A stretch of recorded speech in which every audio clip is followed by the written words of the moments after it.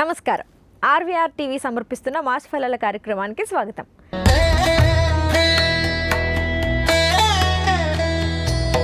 ప్రతి నెల ఏ రాశి వారికి ఎలా ఉంటుంది, గ్రహస్థితులు ఎలాంటి ప్రభావాన్ని చూపిస్తున్నాయి, వాటికి చేసుకోవాల్సిన పరిహారాలు ఏంటి అనేది మనం చెప్పుకుంటున్నాం. ఇప్పుడు మే నెలలో రాశి ఫలాలు ఎలా ఉండిపోతున్నాయి అనేది తెలుసుకుందాం. మనతో పాటు స్టూడియోలో జ్యోతిష్య పండితులు, ఆధ్యాత్మికవేత్త బ్రహ్మశ్రీ డాక్టర్ సివిబి సుబ్రహ్మణ్యం గారు ఉన్నారు. గురువు గారిని అడిగి మాస ఫలాలు తెలుసుకుందాం. నమస్కారం గురువుగారు. నమస్కారం. గురుగారు, మనం ప్రతి నెల ఆ నెలకు సంబంధించినటువంటి మాస ఫలాలను తెలుసుకోవడం జరుగుతుంది. దాంట్లో భాగంగా మే నెలలో అసలు ఏ రాశి వారికి ఏ విధంగా ఉంటుందనేది వివరించండి. ముందుగా మనకి ఈ మకర రాశి వారికి అసలు ఈ మే నెలలో ఏ విధంగా ఉండిపోతుంది అనేది చెప్పండి. మకర రాశి వారికి శని యొక్క సంచారం తృతీయంలో బాగుంది. దానివల్ల ఏమవుతుందంటే మన క్రింద పనిచేసేటువంటి వాళ్ళకి సానుకూలత సిద్ధిస్తుంది. వాళ్ళు మనకు చేయాల్సినటువంటి పనులు సక్రమంగా చేస్తారు. చేయడం ద్వారా ఇతరులు చేసినటువంటి పని యొక్క ప్రభావము, ప్రయోజనం మనం పొందే అవకాశం కూడా ఉంటుంది. అలాగని మాట్లాడే తీరులో మాత్రం చాలా జాగ్రత్తగా ఉండాలి. ఎందుకంటే ద్వితీయంలో సంచరిస్తున్నటువంటి రాహువు వల్ల అనవసరం మాటలు వెళ్ళేటువంటి అవకాశం. అంతేకాదు అనవసరం వస్తువుల్ని కొని ధనాన్ని వ్యర్థం చేసేటువంటి అవకాశాలు కూడా ఉన్నాయి. అలాగే సమయానికి నిద్ర, ఆహారం వాటికి ప్రాధాన్యం ఇవ్వనందువలన ఇబ్బందులు వచ్చేటువంటి అవకాశాలు ఉన్నాయి. అలాగే మనం ద్వితీయంలో ఉండేటువంటి రాహు యొక్క ప్రభావం చేత కంటికి సంబంధించినటువంటి అనారోగ్య సమస్యలు కూడా బాధించేటువంటి అవకాశం ఉంది. అందువల్ల మనం నిద్రకి, ఆహారానికి సమయానికి తీసుకునేలాగా ప్రాధాన్యం ఇవ్వాలి. కళ్ళకు కావలసినంత విశ్రాంతిని కూడా ఇవ్వాలి. ఆర్థిక పరిస్థితి కూడా కొంత ఇబ్బందికరంగా ఉండే అవకాశం ఉంది. ఎందుకంటే మనకు ఉన్నటువంటి ధనాన్ని అనవసరం విషయాలపై ఖర్చు పెట్టడం వలన వస్తూ ఉంటుంది ఇటువంటి పరిస్థితి. దాన్ని కూడా జయించాల్సిన అవసరం ఉంది. అలాగే షష్ఠస్థానంలో గురుడు ఉన్నందువలన శత్రువులు ఇబ్బందికి గురి చేస్తుంటారు. అయితే క్రమంగా దీర్ఘకాలికంగా ఆలోచన చేసినట్లయితే వాళ్ళు చేసే విమర్శలను మనం స్వీకరించి మనం ఆ విమర్శలను అధిగమించే స్థాయిలో ఎదగడానికి కృషి చేసి కార్యాలలో విజయాలను సాధించడం ద్వారా చివరికి గౌరవం సిద్ధిస్తుంది. కానీ ఆరంభంలో మాత్రం అడుగడుగునా విమర్శలు ఎదురవుతున్నాయి అనేటువంటి బాధ ఎక్కువగా ఉంటుంది. దాన్ని జయించాల్సిన అవసరం ఉంది. అలాగే ఉద్యోగాదులు చేసేటువంటి వారికి కూడా చేసేటువంటి పనులను విమర్శిస్తున్నందువలన సక్రమంగా చేయలేక ఇబ్బందులు ఎదురవుతుంటాయి. పనులు నెమ్మదిగా సాగుతుంటాయి అన్నమాట. ఇతరుల సహకారంతో చేసే పనులు అయితే పర్వాలేదు, కానీ స్వయంగా చేసే పనులు కొంత ఆలస్యం అవుతుంటాయి. అలాగే బంధుమిత్రులతో మాట్లాడేటప్పుడు వైరుధ్యాలకు అవకాశం ఉంది. ఆ వైరుధ్యాలను అధిగమించాల్సినటువంటి అవసరం కూడా ఉంది. అందువలన తక్కువగా మాట్లాడడం, వాళ్ళ మాటలను మనం వినడానికి ప్రయత్నం చేయడం. ఏమైనా మన మాట ఇతరులు విన్నా, వాళ్ళ మాట మనం విన్నా ఎవరో ఒకరు వినక తప్పదు కదా. ఆ వినేది మనం వినడానికి అంగీకరించినట్లయితే మనని మనం సవరించుకోగలుగుతాం. కానీ ఎదుటివాడిని వినమని చెప్పి శాసించే అవకాశం మనకి లేదు. అందువల్ల వాడిని సవరించే అవకాశం మనకి లేదు కాబట్టి మనని మనం సవరించుకుంటే సమస్య నుంచి బయటపడిపోతాం. ఎప్పుడు కూడా ఇతరుల్లోనూ దోషాలు ఉండవచ్చు. ఆ దోషాలను తొలగించేటువంటి అధికారము, అవకాశము మనకి లేనప్పుడు మనలో దోషాలను తొలగించుకుంటే మనని చూసి నేర్చుకునేటువంటి అవకాశం ఇతరులకు ఉంటుందన్నమాట. అప్పుడు మనం ఆదర్శవంతంగానూ ఉంటాం, ఇతరులకు మేలు చేయగలిగిన వాళ్ళంగానూ ఉంటాం. రెండోది, మనం ధర్మం ఆచరించడం, న్యాయంగా ప్రవర్తించడం అనేది ఇతరుల కోసం కాదు, మన కోసం. మనం ఆ విధంగా ప్రవర్తించడం ద్వారా మనం పొందే మేలు భగవంతుని యొక్క అనుగ్రహం. అది మనకు ఎప్పుడు కూడా ఉంటుంది, మన యొక్క ప్రవర్తన ద్వారా ఉంటుంది. పనులు రావలసినటువంటి ఫలితాలు రావడానికి ఆలస్యం అవుతుంటుంది. దానివల్ల ఒత్తిడి ఎక్కువగా ఉంటుంది. క్రమశిక్షణతో ముందుకు వెళ్ళినట్లయితే మంచి ఫలితాలు సిద్ధిస్తాయి. అలాగే లాభాలు వస్తాయి, కానీ ఆలస్యంగా వస్తుంటాయి. అందుకని పెట్టుబడులు పెట్టేటప్పుడు కాలాన్ని అంచనా వేసుకుని ఇంతకాలంలో వచ్చేస్తుంది అనుకుని భ్రమపడితే తర్వాత కొన్ని ఇబ్బందులను ఎదుర్కొనేటువంటి అవకాశం ఉంటుంది.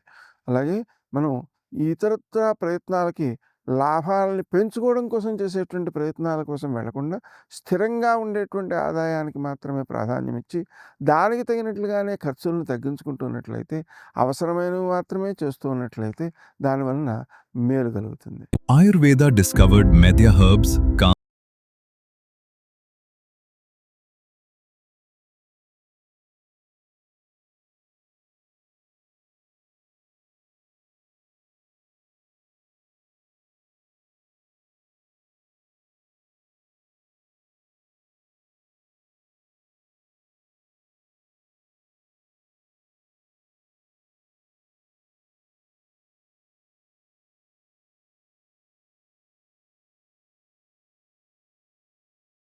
soothes the mind at a neurological level.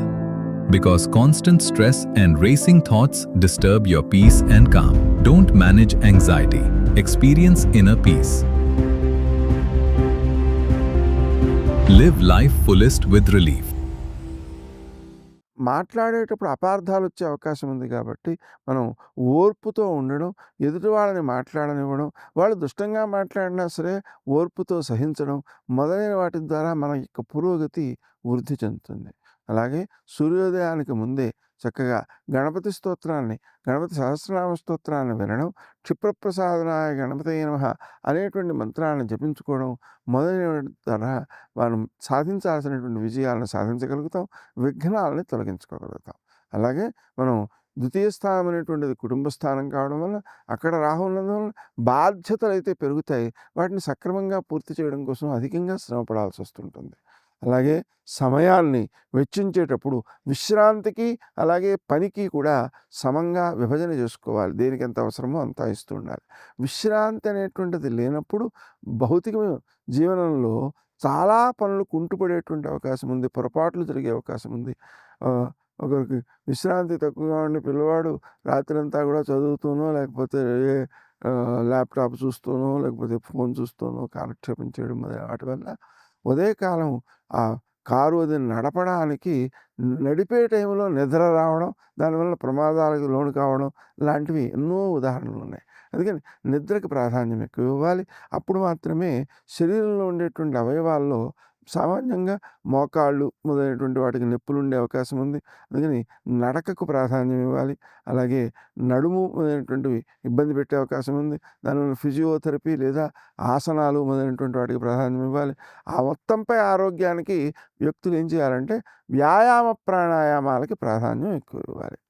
అలాగనే వం క్రీం అచ్యుతానంత గోవింద అనే మంత్రాన్ని జపించుకోవడం మంచిది. వెంకటేశ్వర స్వామికి దీపారాధన చేసుకోవడం మంచిది ప్రతి శనివారము. తద్వారా వ్యక్తి అభివృద్ధిని సాధిస్తాడు.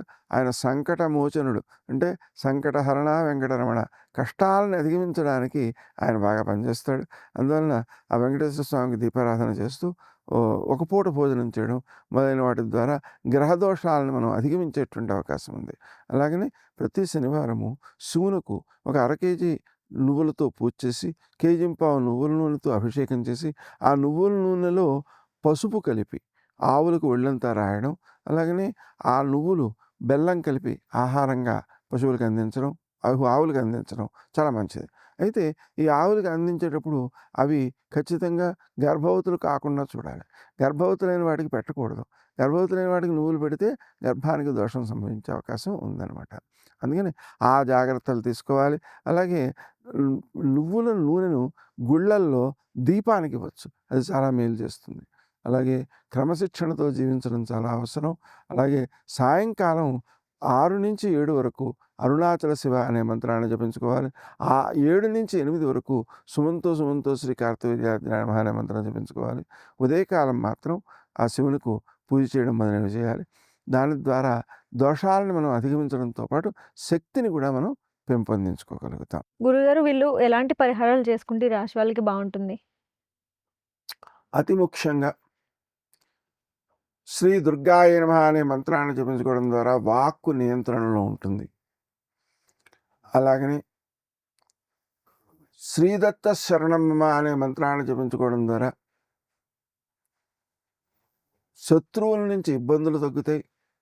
అలాగే తాము తీసుకునేటువంటి నిర్ణయాలలో ఉత్తమమైనటువంటి నిర్ణయాలను తీసుకోగలుగుతారు.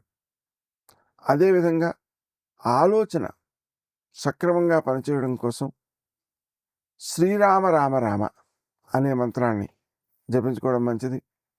అదే ఆధ్యాత్మికమైన అభివృద్ధి కోసం ఓం హంసస్సోహం శ్రీరామ రామాయ నమః అనే మంత్రాన్ని జపించినట్లయితే మోక్ష సిద్ధి కలుగుతుంది.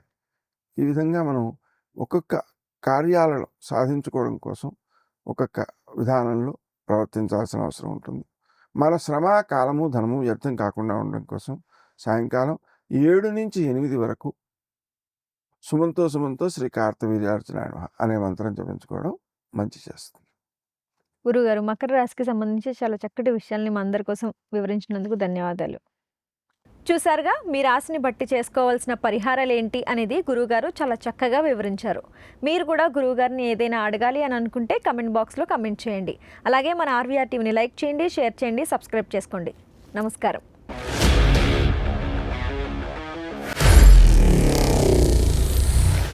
Honor Signatus, the biggest gated community in the heart of the city. Spacious 3, 3.5 and 4 BHK apartments at Kukatpalli, High-Tech City. 27.5 acres, 18 towers, G+25 floors, 1695 to 3815 square feet unit sizes. For more details, search for Honor Signatus.